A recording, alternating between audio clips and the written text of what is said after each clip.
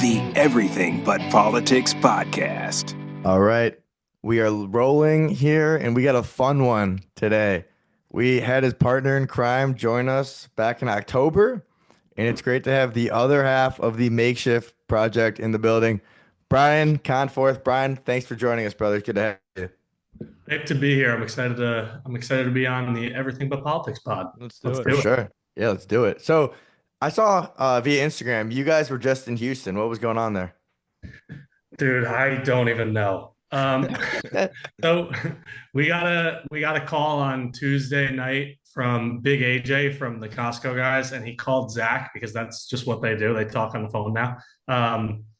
And he was like, "Hey, what are you doing tomorrow? Like, would you like to come to Yee Squad is having us for the revival of Vex Bolts?" And that sentence, we had no idea what that meant, but they were like, "They'll pay for your trip, they'll pay for your hotel." We were like, "All right, hell yeah." So it was kind of just like a big meetup and like live event with a bunch of other creators. Gideon, Mexican OT was there. It was a lot of big names. So it was an interesting day.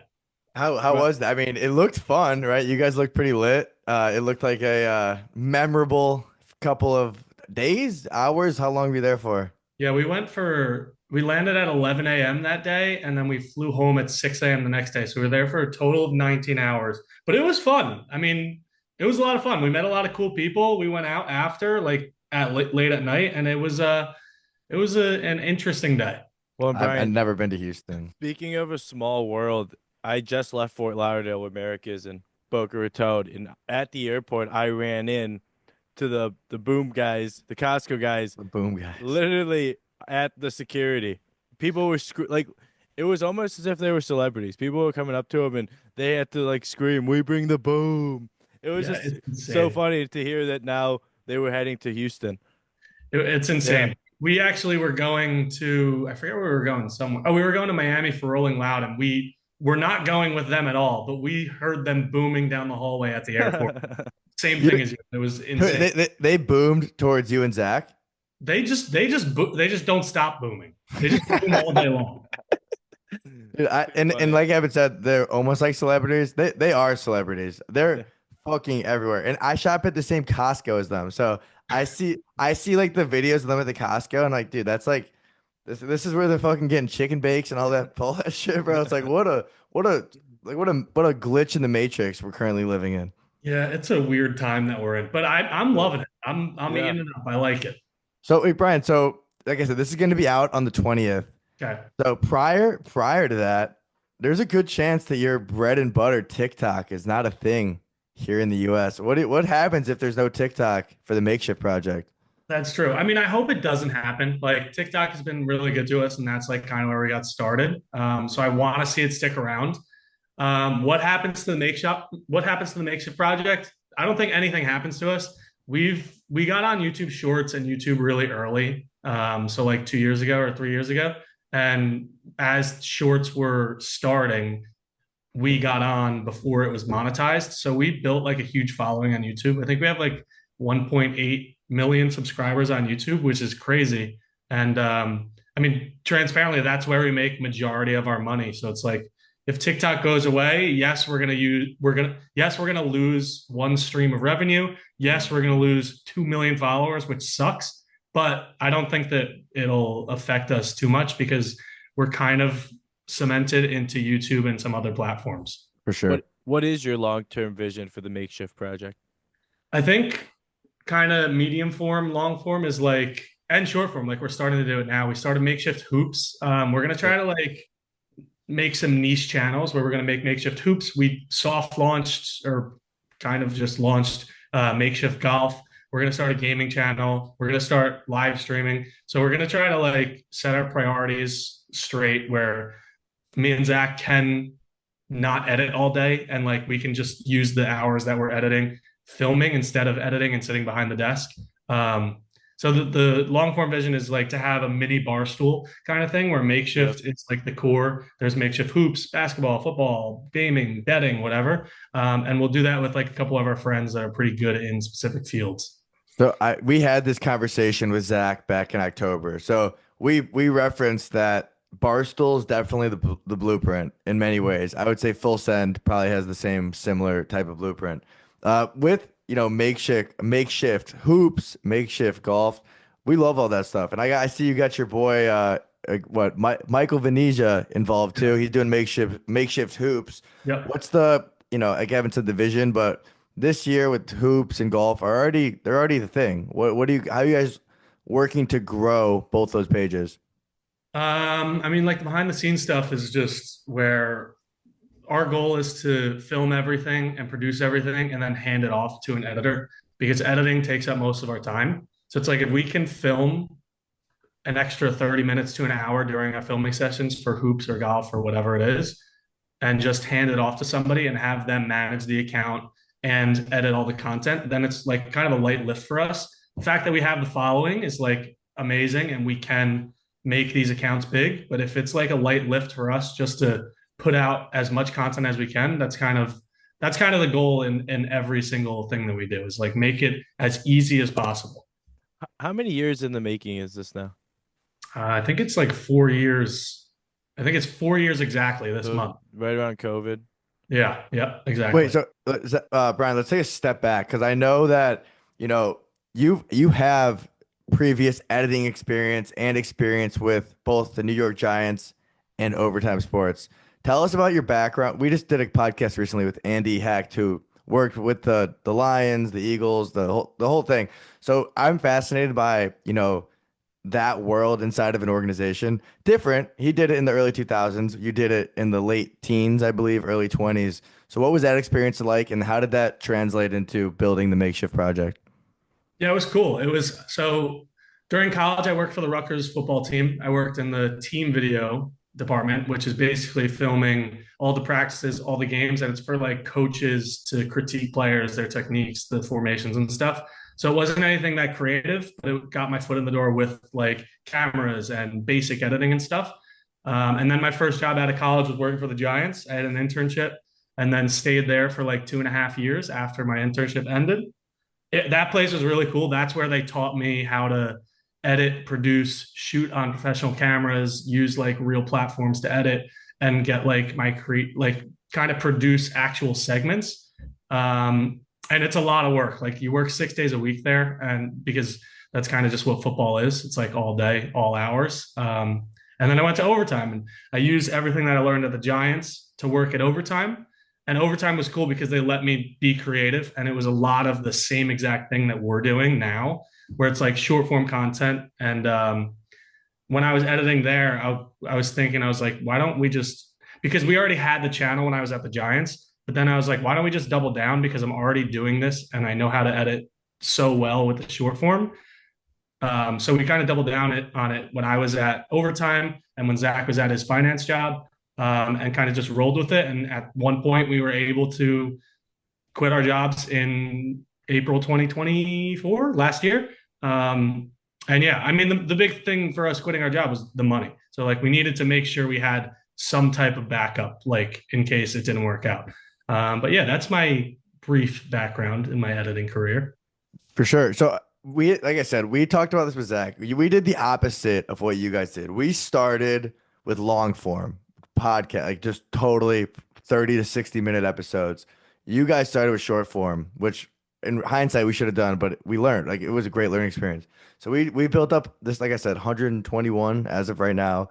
We got into short form probably a year and a half ago. We're 2.5 years old. So we became, not addicted, but we started posting every single day as of, what would you say, Evan, 12 months ago? Every single day. Because we would miss some days, but now we have so much content built up from the last, however many episodes that we're just doing this. When young creators talk to you, so I'm 24, Evan's 23. I'm pretty sure you guys are 26, 27, right? 27, yeah. So what do you advise them? I mean, technically, I would advise everybody to do short form than long form. If you do want to have not immediate success, but quicker success, because long form takes some time. Like we're not even successful on long form yet. Like, I mean, successful is a broad term, but like we're not where we want to be from long form. So it's like, if you look at like Theo Von's podcast, he's been doing it for like over 500 episodes, I believe. Joe Rogan, over 2,000 episodes. Yeah. And all those podcasts like didn't didn't Yeah. become so popular until like their 200, 300, 400 podcast, 500, 1,000th podcast. Um, but I think that there's such an opportunity. Maybe not in a week if TikTok gets banned, but you still have YouTube Shorts and you have Instagram Reels. I think you just start creating short form content. Maybe do long form and short form at the same time. That's what we do. We film a long form podcast and a long form game time, and we cut down from that and post the podcast. So it kind of kills two birds with one stone. Is that the saying? Yeah, that makes You sense. got it. Yeah, but I think short form is where it's at. I hope it stays relevant, and I think it will because nobody has any attention spans anymore. But Exactly. TikTok going, I think short form is the way to go first, and find something that you're passionate in that you know a ton about. With us, it was kind of just nothing. We just talk. But like with Mike for Makeshift Hoops, he's like the smartest guy about the smartest. He has the smartest head in basketball that I know, and that's why we brought him on. It's like just find something you're passionate about and create short form or long form content. Like for us in our, whole thing, it started with football. And Yeah. then we were like, football season's gonna end. Then what do we talk about? And then it kind of one guest led to another guest and it became guest style. But Evan, like we don't like there's nothing that we're super set or knowledgeable on. It's really more about us being able to learn from our guests and whatever their expertise or knowledge is in, right? Your content creation, editing, short form. Like the guy before this we had on the show, he was, like I said, NFL front offices, like media distribution, just shit like that. Like I'm 24, Evan's 23. I don't want to tell anyone how to live their life. I don't even, like, you know what I mean? I'm trying to figure it out too. So this is just a learning experience for us and whoever decides to tap in. Yeah. I mean, we started, we were 24, 24, 20. We started when we were 23. So it's like literally the same time you guys started as when we started. Well, I started at 22. Evan, I think, was 21. We started in August that. of 2022. Okay. Yep. Gotcha. So Okay. yeah, it's evolved for Right. sure. So one of my favorite videos of you guys is you just kind of started doing are those street interviews, which I Mhm. feel like those have huge success on social media. Who was like the main inspiration behind that? Because I know there are a lot of different content creators who do that. I don't know if there was a big inspiration. I guess I think it kind of just comes naturally. Like if you want to expand the brands, like you guys have a podcast, we have a podcast. We kind of want to get outside of the studio. And the easiest way for us to do that immediately is just bring those exact questions that we ask on our podcast to people on the street, whether it be random people, athletes, celebrities, whatever. I think it just evolved naturally. And what state was that in? Where you guys were doing most of those videos? I mean, we've done a bunch. The most recent ones was in Miami at Yeah, Rolling Loud. I was gonna say because you get some crazy people in Miami, and you can Yeah, tell with the fit check ones you're doing. So funny.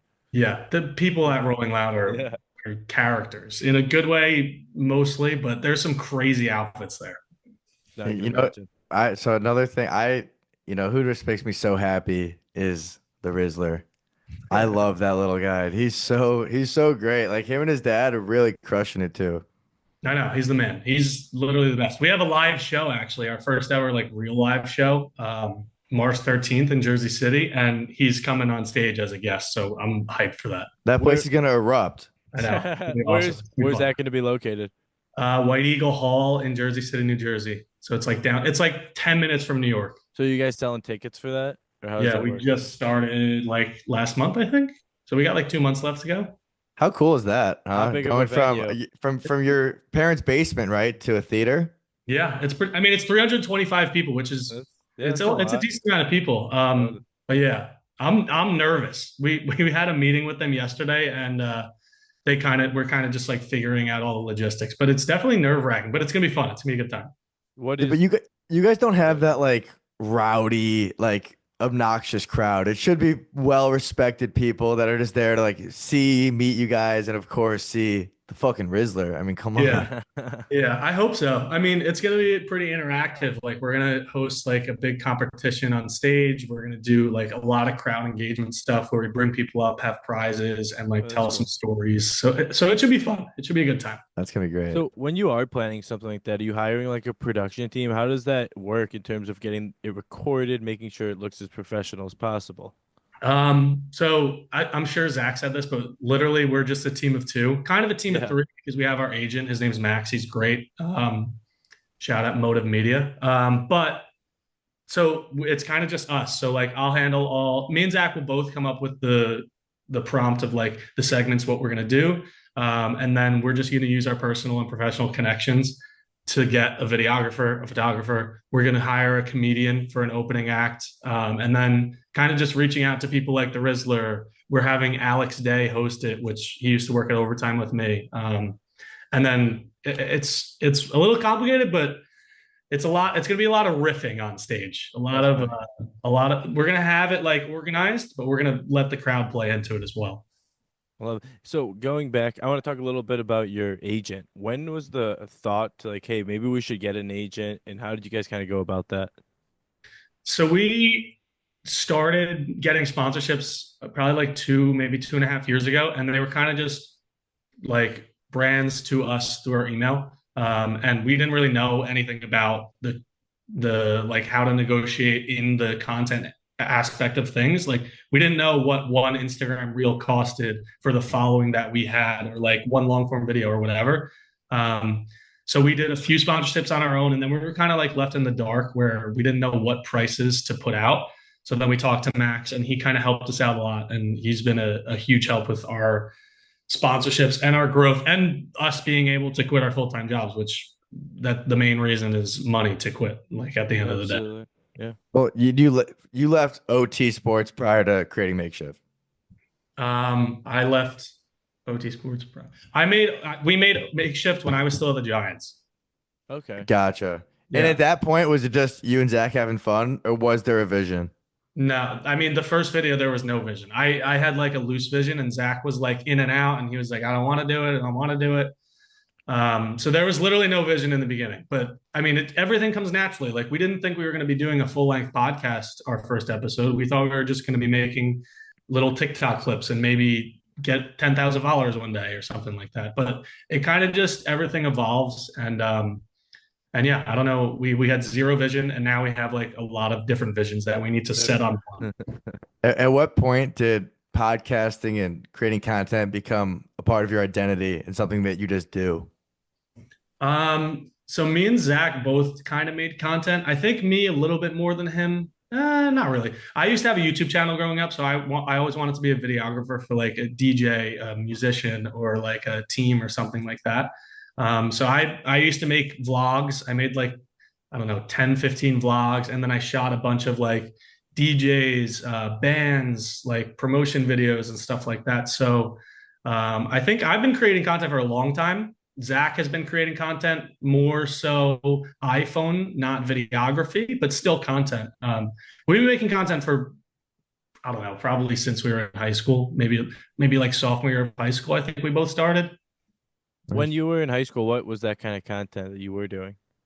I was doing the videography stuff. Zach like started like a golf channel. It was called Mulligan Hooligans. He also started other. I'm sure he talked about this, but I don't know. We don't know about yeah. Mulligan's Hooligans. That's new to it us. was literally just a basic golf channel. Like he would film them playing golf, and that's it. There wasn't many edits, but mine were like edits for promotional videos. I would get paid. I wouldn't get paid. And then those daily vlogs, and then I would do like hype videos for when we played basketball outside or something like that.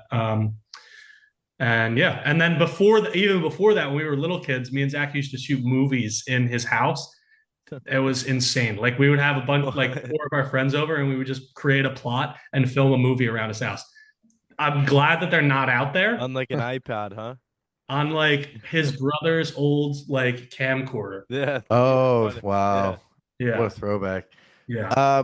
18-hole match. You versus Zach. Who wins? Zach wins. I'm not that guy. Zach's been playing since he was like, I don't know, like 15 years ago he started. I started like 2 years ago. So this upcoming golf season will be my third golf season. But I'm getting better. Do you have a handicap? I don't have a handicap, but I shoot in the mid 90s. So I'll shoot like All right. 94 to 98. And how about Zach? Zach, I think Zach shoots mid 80s. He'll shoot high 70s, and he'll shoot like a low 90 on a really bad day, but he'll shoot like low to mid 80s. Zach, if you're listening, I didn't realize you had it like that, dude. Mid 80s, low. Okay, respect. Nice. High 70s. That's pretty solid. So with that said, was Zach kind of the one that pushed Makeshift golf?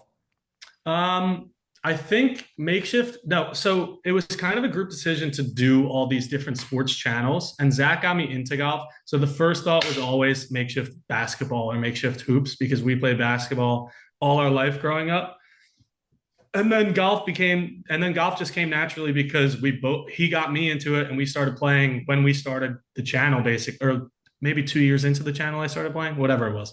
um but no, I think we always had the idea as a duo to do golf, basketball, football, gaming, whatever makes sense at that time. I think that we were just going to do it. Nice. What was the initial reaction from your parents when you said, "I'm quitting my job, I'm gonna do this full time"? My parents were totally fine with it. That's great. My parents and my grandfather started an equestrian business, so they're all like they're business owners. Gotcha. So they kind of pushed me, and my sister also has her own business. They kind of pushed us to do something, whether it be content, whether it be start your own clothing brand or your own store or whatever. They always said that that's like a cool aspect, and when you're young, like that's the only time you can do it. So they were 100% supportive, and so were Zach's parents. But Zach had a better paying job than me, and I was ready to quit way before he was ready to quit because I was like, oh, I'll just make this back. And Zach was like, I'm making a little bit more money. Are you guys pushing merch yet? We do have merch. It's kind of like really just on the back of our minds. We have merch out. It's on our website. We'll get a few purchases, but we don't promote it like at all. We kind of, which we should. We should promote it.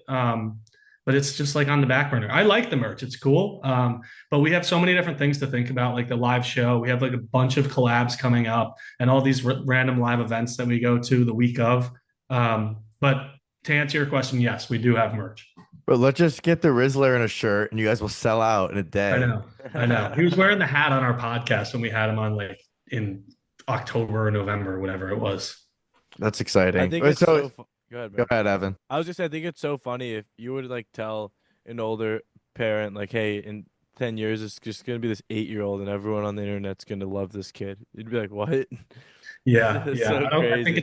I think it's hard for older people to wrap their head around what's going on in the TikTok content world. Well, it makes sense. If you were to write a letter to someone or an email, explain it, it would make no sense. You have to see it with your own eyes. Yeah, there's no shot you could explain that over text. Zero. Well, and Brian, you mentioned some of these collaborations coming up. Anything you could share with us here on the Everything But Politics podcast? Yeah. We're trying to get more guests on the podcast. We have I'll just tell you, I think we're trying to get Victor Cruz on for Sweet. early or mid-February, so that'll come out late February. We've been texting with him. Who else is coming on? Oh, do you know who Skizzy Mars is? Yeah, the rapper, correct? You know, we're gonna have Skizzy Okay. Mars on. Victor Cruz is a big golf guy, by the way. Yes, huge golf guy, and I became not friends with him, but like if he sees me in the hallway, he'll know who I am because I Gotcha. work at the Giants, which is like the coolest thing. That's a great analogy. If he sees me in the hallway, okay. I met him 2 years ago in June at the U.S. Open in L.A. Super golfed out. That guy loves the game of golf. Yeah, he's a dog. He posts on his TikTok is like, come play a golf hole with me. Yeah, for sure. I'm trying to think who else is big. Dexter Fowler, I think, is a big golfer too. He's like a Midwest guy, St. Larry Louis, Chicago. Fitzgerald. Okay. And Larry Fitz. Larry Fitz is a big golfer. Yes. I mean, I would love to do something with Larry Yeah, Fitz. It's sick. no doubt. I just don't have the contact to him. Yeah. So what percent of these episodes are just you and Zach versus guest interview style? It's like not. I think we went through a little bit of a phase last year where we had like a guest on like every week. We had OT Megan, Joe Gatto, and then like two others. I think it was the Costco guys, the Rizzler, and then like one other person. I would say now it's probably like one every, I don't know, 5 episodes, like every month and a half, there's like a guest. But we're putting a big emphasis on this year to double down on guests because whenever we have guests on, the people love it. And I think it's a cool little aspect that's to our podcast that we don't get to do often, but we're trying to double down on it. The great thing about getting guests is that, you get their audience and there are people that engage with them and their content. you're able to learn. You're able to learn from them and whatever they have to share. And in the networking, I'm sure you guys have been doing this for 2.5, 3 years. The networking is so amazing that you get to do Victor Cruz coming in the studio. Yeah, that's my boy. Like that's just Yeah. cool, especially as a Yeah. giant New Jersey guys. That's fucking cool. Yeah. I wouldn't say he's my boy yet. I would I hopefully, but we'll once see. once the show's out, right? You collaborate. Then there's a different relationship there Yeah. immediately. Yeah, Once definitely. once the Yeah. But the networking thing is huge. Like we get invited to these events and meet so many different people. Some people we have no idea who they are, but they could help our podcast grow tremendously. And some people we really know who they are. And it's just nice to even the Vex Bolts thing. We had no idea what that was, but we went and we met a lot of people that we have talked to, and we met a lot of new people that we didn't even expect to meet. And now we have their contact information and we might do something with them in the future. awesome. Mm-hmm. Yeah, it's cool. So when these collaborations do come to be, how much of it's cold outreach versus there's a warm lead? Um, that's a good question. I think it's 50-50. With us, I think it's 50-50 because we try to use our connections through these events and through our past careers or our past jobs and kind of like sometimes we'll DM people and they'll just never answer, or they'll answer right away, or they'll answer in like 6 to 8 months. But I think it's pretty much 50-50. Like the Victor Cruz thing, hopefully that turns out to be a real thing. That was kind of like through my personal connection with the Giants. But like we're trying to get Dax Flame on the podcast. That's just a cold call kind of DM. We DM'd him. We were like, hey, we love your content. We'd love to have you on the pod. And he answered immediately. He was like, yeah, let's do it. Like I live in LA. Whenever you guys are out here, let's do it. So it's kind of 50-50, I think. Now, are you guys open to? I'm sure you are, but I know a lot of these podcasts take place in that basement.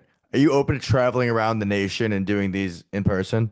Yeah, so we're going to. I mean, we do film in New York with our guests. Like when we had the Joe Gatto episode and the OT Megan episode, it was in a studio in New York because if you know John Boy Media, they let us use their studio, and then we do content with them. So it's like a nice relationship we have. But yeah, we're actually going out of the state for the first time to film a pod. We're going to LA in mid to late February to film like hopefully 5 podcast episodes, but we're getting like the guests lined up. So we'll do like every day as a new podcast episode. Awesome. So yes. And I'm not even. Hopefully, there is an LA. I mean, what I'm seeing on True. X is fucking insane. Like in fucking insane. Like I've never seen anything like. I was saying to Ethan and Evan. Ethan's our other brother. It looks like the movie This Is the End. Yeah. It kind of just does. say that. That's a great movie, by the way. It is a great Hilarious movie. Yeah. Yeah, but like it's really just so sad and so just terrible and devastating. It was just terrible. But It doesn't it's look good. no, but it's exciting. You guys are doing all this stuff, moving around the country, getting some of these bigger names. Are you guys open to doing shows remotely like we are right now, or it's got to be in person? Yeah, I mean, we try our best to do everything in person because we think that at least for our content, the in-person stuff does a lot better than the Zoom stuff. But yes, we do it. We do virtual stuff too. Like we just did something with Manti Teo and Kay Adams, and that was all virtual. So and the content did pretty good. But yeah, we're definitely down. We every single time we would rather do it in person, but sometimes it's a hassle to like organize something if they live in LA or Ohio or whatever. But would definitely rather do it in person. But yeah, we're definitely open to doing it over Zoom. Now I gotta ask, Brian, did you mention the girlfriend thing to Manti Teo? No, No. That's a touchy subject. I did not. No. Okay. I don't want to go down that route. What's That's actually fair. quite remarkable is after all that stuff, he's still like making a name for himself. Like most people, I feel like would like hide under a rock and be like, He I'm did the not- Netflix yeah. broadcast. Yeah, that's why we interviewed him. Yeah. It was a Netflix thing. But yeah, I agree. Manti Teo's killing it. Like he's Totally. good. He's a good talker on live television. Like he's great. That's the whole thing. Some of these guys, even with the big names, they're not that good on TV. So it's different. I mean, you know this. It's different being on when we used to do just audio, but now we're on video and we're releasing the video. You're kind of more conscious about how you present yourself on camera, like looking either at the camera or at you. You got to choose. It's a different ball game. Yeah, definitely. That's why like, and I'm just bringing this event up because it was literally 2 days ago. At that event, it was like all live streamers and there was a million cameras. So it was kind of like we tried to be as tame and as like normal as possible. Like, don't do anything crazy. Just because there's so many cameras on you and so many people watching. But it's like, I don't know, you do have to be yourself at sometimes and just like hang out. Totally. Totally. So, here we are, January 2025. You got some of these in-person shows coming up, some cool collaborations, first theater event. This is an exciting time for Makeshift Project. Happy to have welcomed Zach and now you onto the show. It's an exciting time. It's an exciting vision. Before we wrap this up, Ryan, where can our listeners find you, your content, the Makeshift Project, everything that you guys have going on? Yeah, I mean, you just look up the Makeshift Project on anything. On Google, it'll bring you to the website, and then on every social platform. My personal is Brian Conz, BrianConz. And yeah, the Makeshift Project on literally every platform.